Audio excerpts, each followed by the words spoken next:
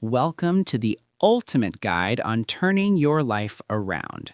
Today, we are going to discuss resilience, grit, and the unyielding power of the human spirit to overcome adversity. Or we could just talk about how annoying it is that life refuses to just give you a pizza. They say when life gives you lemons, you should make lemonade. That's great advice if you're a thirsty citrus farmer on a hot day. But for the rest of us, we didn't ask for lemons. We asked for pepperoni. We asked for the easy route. We asked for a scenario where we don't have to use our abnormally small stickman legs to run a marathon we didn't sign up for.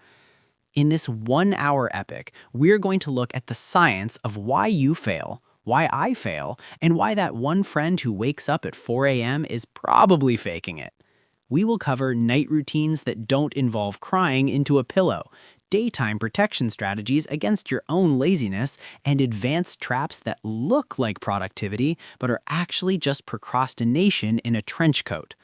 Spoiler alert, you're probably not going to fix your entire life in 1 hour, but you might laugh hard enough to burn a calorie, and frankly, that's more progress than you made yesterday. Let's get into it. Let's identify the elephant in the room. The problem isn't that you lack resources. You have a phone, you have time, you have the collective knowledge of humanity at your fingertips. The problem is that your brain is fundamentally broken. Not medically, hopefully, but functionally. You see, your brain is designed to keep you alive, not to make you productive.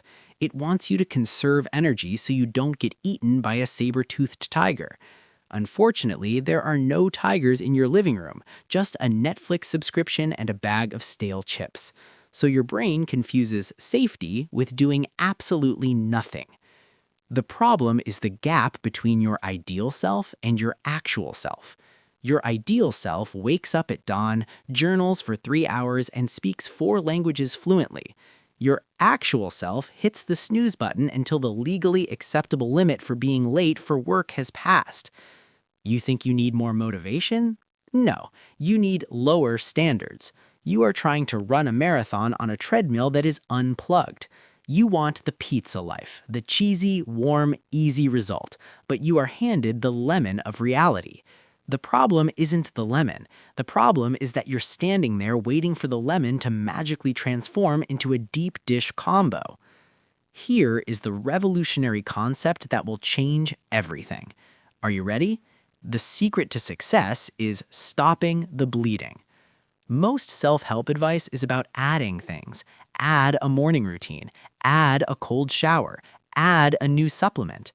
But you can't put new wine in old bottles if the bottle is currently full of holes and bad decisions. The main idea is subtraction before addition. You want the pizza? Stop squeezing lemons into your eyes first.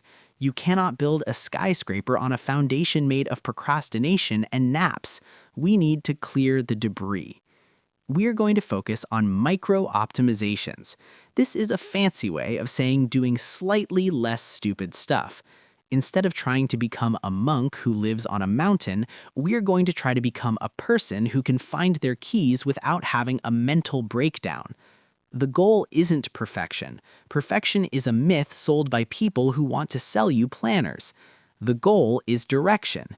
Are you moving toward the pizza, or are you just making lemonade on a sinking ship? Look at that data. That is achievable. If you can move from total disaster to manageable mess, you have won. You have gotten your pizza. We don't need to leap across the canyon. We just need a tiny, ridiculous bridge that barely holds our weight. That is the main idea. Small steps, small wins, and eventually you might just earn a slice of pepperoni. Let's talk about night routines. The foundation of every successful day starts the night before. Every guru, every podcast, every overpriced online course will tell you the same thing. Your evening routine is sacred. It determines the quality of your sleep, your energy, your focus. And you treat your night routine like a competitive sport called "How late can I stay up before my body physically shuts down?" You are not winding down, you are winding up. You are watching videos about productivity at 3 a.m. instead of actually being productive by sleeping. The ideal version of you has a skincare routine, drinks chamomile tea, and reads exactly 12 pages of a meaningful book before drifting into a peaceful slumber. The real version of you is Googling, "Can you survive on 4 hours of sleep at 1 a.m. while eating cold pizza?" which ironically is the only pizza life actually gave you. Here is step 1 of your new night routine. Set a screen curfew. Pick a time, any time. 10 p.m., 11 p.m., midnight if you're feeling rebellious, and put your phone somewhere you can't reach it without physically getting up. A drawer, a different room, a safe with a combination you forgot. The point is to make your laziness work for you. If you're too lazy to get up and get the phone, congratulations, you just won. Step 2, brain dump. Before bed, write down every single thought racing through your head, every worry, every task, every embarrassing memory from 7 years ago that your brain decided to replay at full volume. Get it out of your skull and onto paper. Your brain can't rest if it's holding on to 47 unfinished thoughts like a hoarder holding on to newspapers from 1987. Step 3, visualize tomorrow. Not in a woo-woo manifestation way, in a practical way. Picture yourself waking up. Picture the first thing you'll do. Picture yourself not hitting snooze.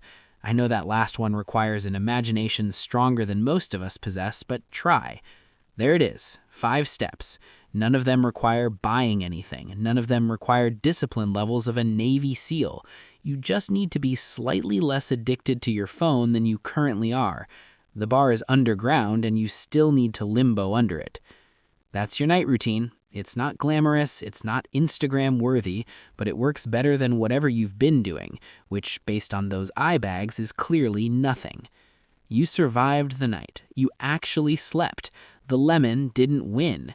Now comes the harder part, protecting your daytime from yourself. Because the biggest threat to your productivity isn't your boss, isn't the economy, and isn't Mercury being in retrograde. It's you.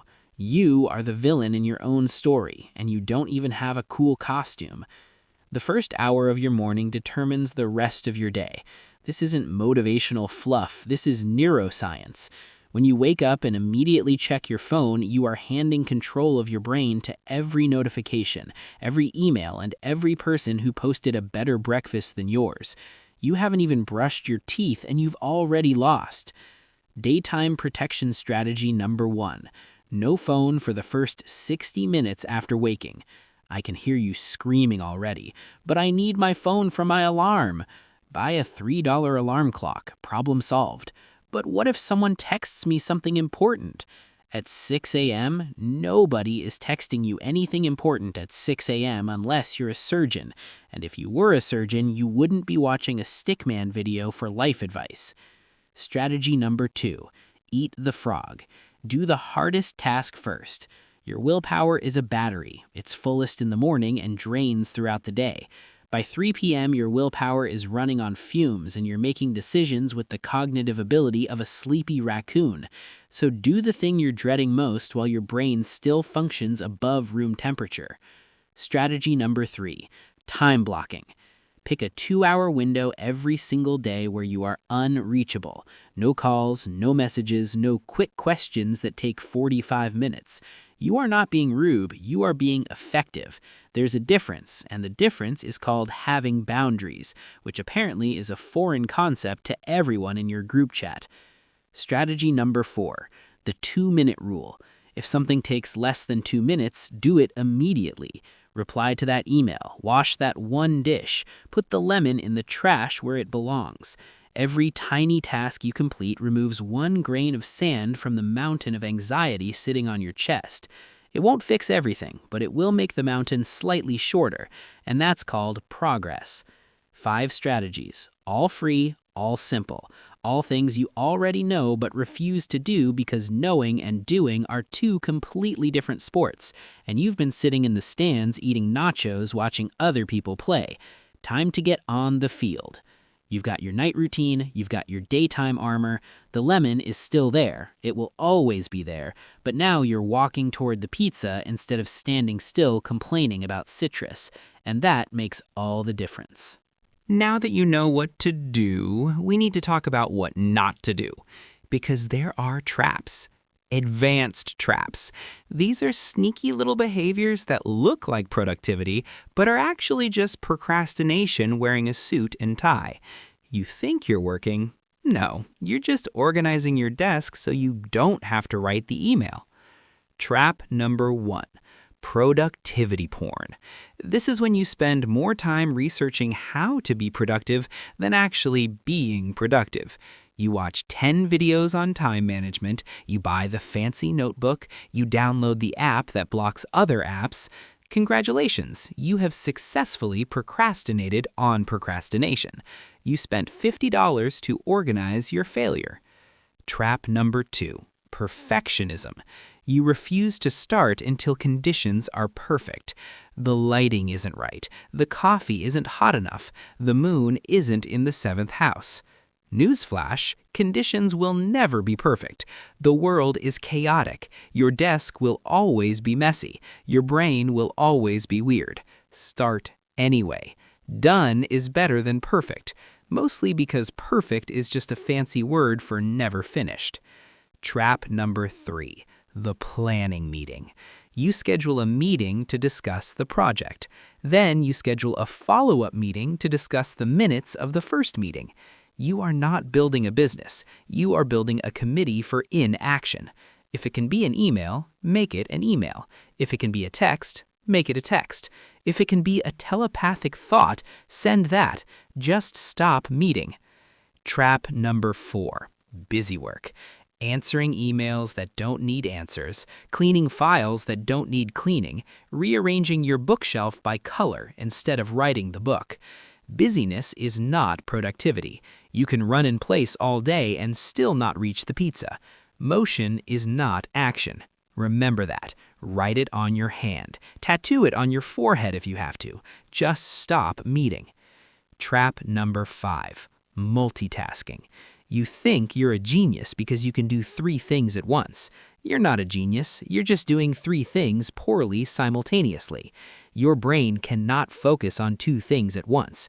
It switches rapidly between them, losing energy each time. Pick one thing, do it, finish it, then move to the next. Single tasking is the superpower you ignored because it sounded too boring. The biggest trap of all is identity. You think you need to become a different person to succeed. You don't. You just need to be the same person who stops doing the stupid stuff. You don't need a new identity. You need a new filter for your decisions. Is this moving me toward the pizza, or is this just squeezing more lemon juice? Look at that list. Be honest. How many of these did you do today? Don't answer out loud. I already know the answer. The shame is visible in your posture. Clear the traps. Make space for the actual work.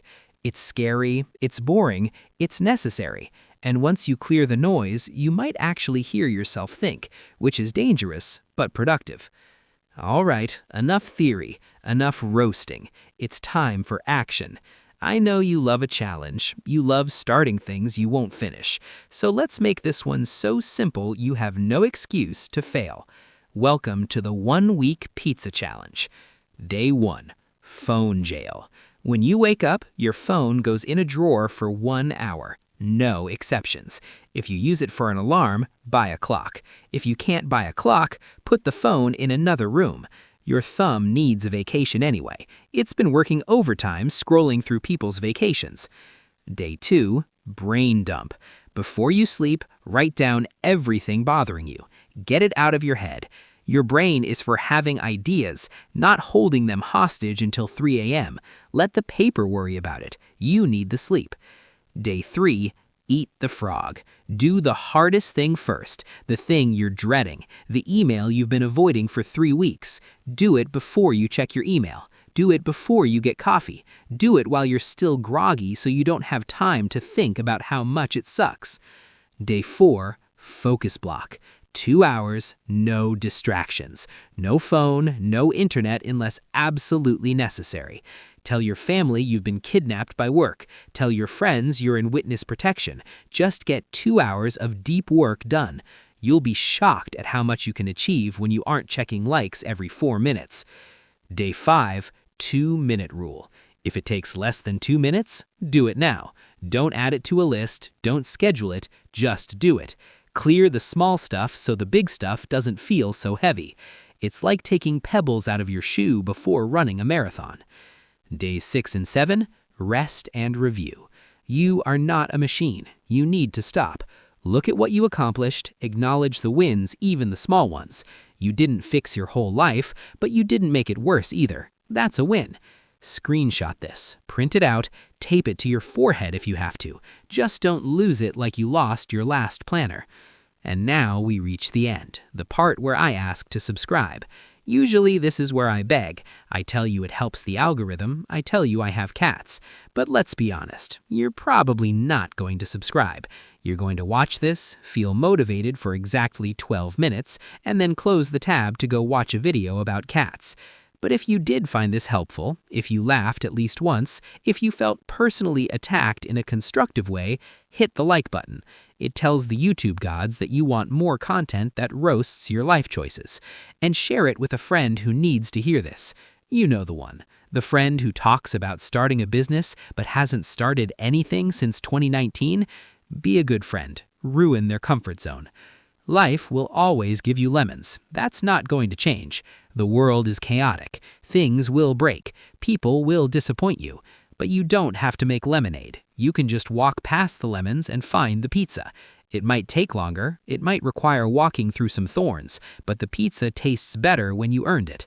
I've put a link to a printable 30-day challenge checklist in the description. Use it. Or don't. It's paper. It can't force you to change. Only you can do that. And frankly, based on your history, I'm not holding my breath. But I'm hoping, because I want you to get the pizza. Thanks for watching. Stop watching videos about working. Go work. I'll see you in the next one. Hopefully. If you don't unsubscribe. Seriously. Go.